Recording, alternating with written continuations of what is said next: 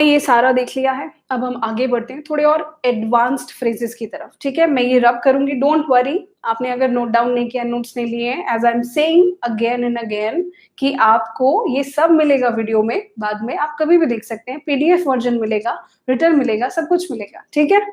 चलिए आगे बढ़ते हैं, अब हम थोड़ा-सा एडवांस होते हैं।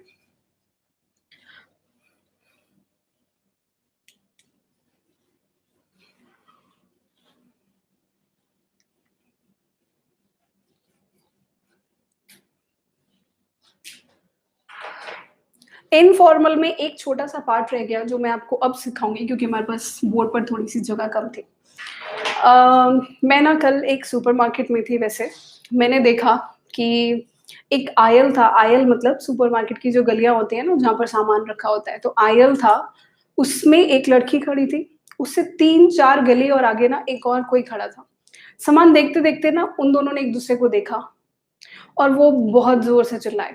नहीं, वो उनको कुछ हुआ नहीं, वो चिल्लाए नहीं, वो एक-दूसरे से मिलकर इतने खुश थे कि उन्होंने सोचा ही नहीं वो कहाँ पर है और गले मिले, मतलब हम हिंदी में बोलते हैं ना भरत मिलाप हो रहा था वहाँ पर उनका। और बहुत it was funny to watch. मैं देखती हूँ कि लोग जब बहुत टाइम बाद मैं ऑब्ज़र्व करती हूँ कि लोग जब बहुत टाइम बाद मिलते हैं, तो वो इतने खुश होते हैं, ख़ासकर किन लोगों से? स्कूल के दोस्तों से। जो हमारे यूज़र यहाँ पर हैं, जो स्कूल और कॉलेज की दुनिया से बाहर निकल चुके हैं, वो रिलेट कर पाएँगे कि जब आप अपने पुराने दोस्तों से मिलते हैं ना, तो पता नहीं इतनी खुशी होती है। क्यों होती है? क्योंकि सारी शरारतें याद आ जाती हैं। जो-जो कुछ मस्ती की होती है। अब्दुल कलाम ने बोला है ना कि मुझे अपनी क्लासेस में जो पढ़ाई है, वो याद नहीं रहती, लेकिन जब मैंने क्लासेस बंक की थी, तो मुझे वो याद रहेंगी।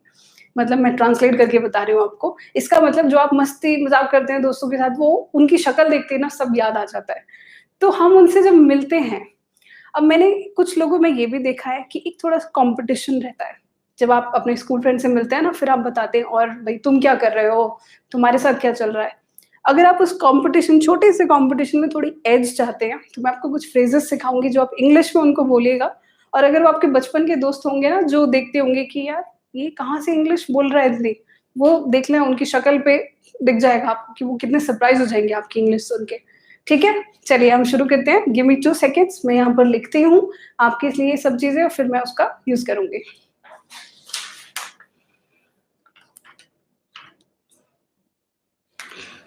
चलिए, सबसे पहला जो हम इनफॉर्मल सिचुएशन में अपने उन दोस्तों के साथ यूज़ करते हैं, जिनसे हम बहुत टाइम बाद मिले हैं। Long time no C.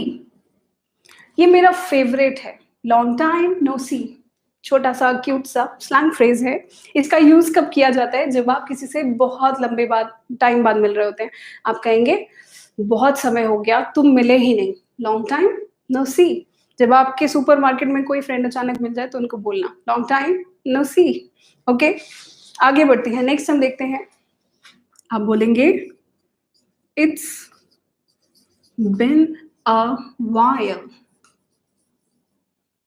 It's been a while. बहुत समय हो गया मिले हुए। बिन अ व्हाइल का मतलब यहाँ पे हम टाइम बोल रहे हैं कि बहुत टाइम हो गया। It's been a while. Once again उन दोस्तों के लिए जिनसे आप बहुत टाइम बाद मिल रहे हैं, ये सब ग्रीटिंग्स है। जब आप उनसे मिलेंगे तो आप उनको ये सब बोलेंगे। इसके अलावा आप बोल सकते हैं, हिंदी में हम क्या बोलते हैं?